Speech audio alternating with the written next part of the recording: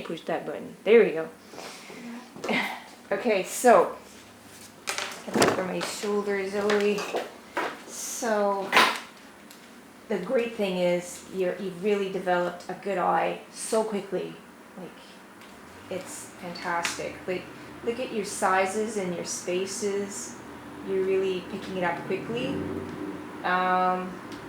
Size-wise, the only thing that still seems a little off is that this seems kind of small. Yeah. Now it comes about halfway across this container, so you can make it a bit bigger. And it looks like it comes up just a bit higher. Because if you look at the height of this container, it looks like it should be a bit bigger. So at this point, who cares about the outside border? Okay. We just want to make it look good. Because it does, even if we weren't looking at that, does it look good as a composition? Because that's what matters in the end for your portfolio. So I'd say it should be a bit bigger anyway. And let's just make it go outside the frame. And make it just that little bit bigger.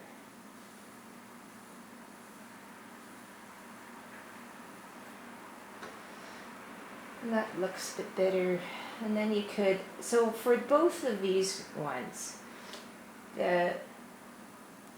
one of the things we had suggested to you when you started it is to have a center line.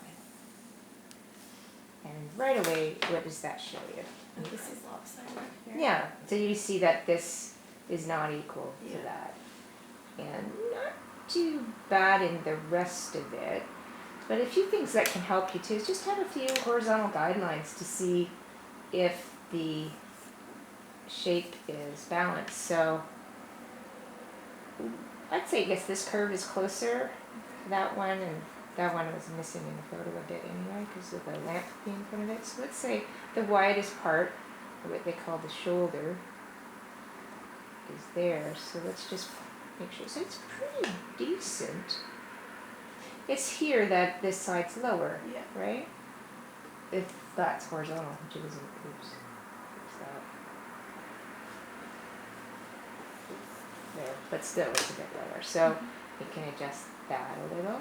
So this is equal. It was just the bottom that wasn't. So whenever you're doing symmetrical shapes, just use center line. Okay. And then right away it shows, right? So this side looks pretty good. How about we make this one a bit wider? Although I know that there's a space there, but I think this is a bad composition that's in that photo, so we'll change it anyway. How's that? Because we want it to look nice in your portfolio. That's what matters at this point.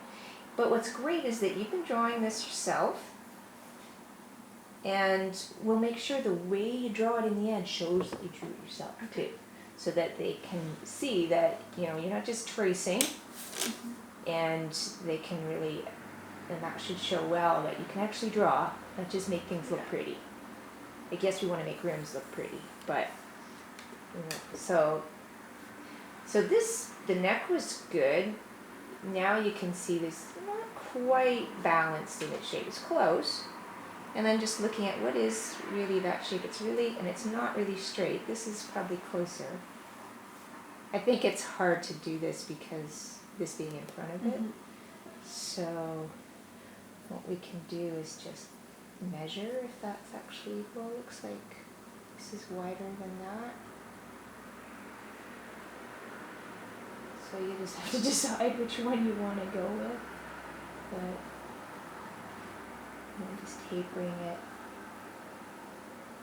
trying to get it the same.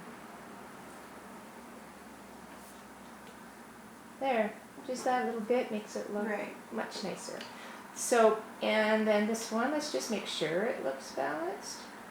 So one of the things you can do to have these kind of feel a little more realistic is to actually draw. Do you see here, there's a little bit, you can kind of see where the neck attaches to the body. And once you get some shading on there, that'll show better. Then maybe we could just taper this, just trim that neck down just a bit. And then we can draw where it attaches, right? And make sure that it's also in ellipse.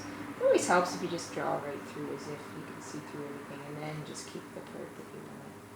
So remember we were talking about ellipses, they always have horizontal major axes, because these were tilting just a bit.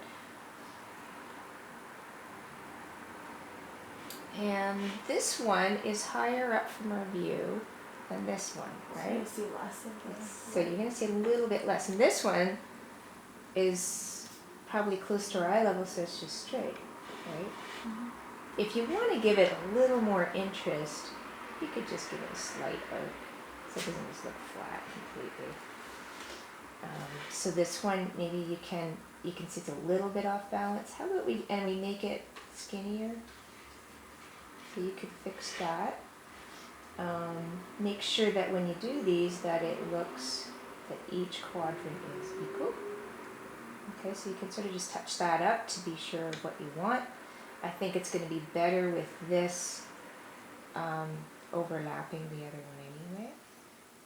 And we could maybe make it just a bit bigger because it feels kind of small. Yeah, I was thinking. I think it is small compared to that, but I think it'll also just look nicer in your drawing if we just beef it up just a bit.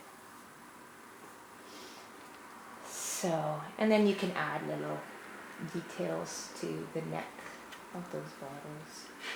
So, and then we're going to be ready to do the same thing she's done, transfer it onto good paper. We're going to use the white though. So what we're going to do for you is get a graphite stick out and color on the back. So I'll show you how to do that as soon as you just sort of fix this up. And if there's anything that's confusing, just erase it out so that you really know what line that you want to have, right? Yeah.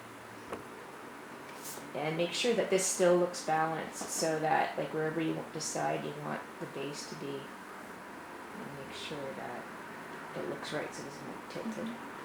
Because it does, it's not a total ball, so it's still a little bit of a bottom, right?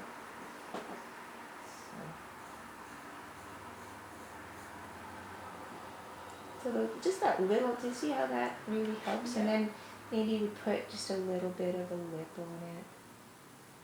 And then we'll end up with a thickness. And that's hard to see right now, but we'll be able to fix that up when we do the final thing. This part here, you can either just approximate, you know, that texture, or that's one place where you could cheat. Go get this thing photocopied to that size and trace that ornament. Okay. You know, I think that would be okay. Now this would be great training, but you know, for you remember that detail thing that we were looking at, like in the guide. So yes, that's good drawing training. I think that you're tight on time though, and if you want to, although you have to try to figure out what size that should be. I'm not like including that in my portfolio, right? So I could really just make up what I. Yeah, that was just to train you how to draw. Right. So like. But if you want to try to photocopy that the right size and trace it, you could, or use this, put some crosses through it, so it gives you a bit of a guide to be able to draw that at least reasonably, right? Okay. And you don't have to do it in like intricate detail. Right, yeah. It's just going to show some kind of ornament on that. Sure, yeah. Right? Okay. So you've got yours transferred. Yeah, it's pretty light.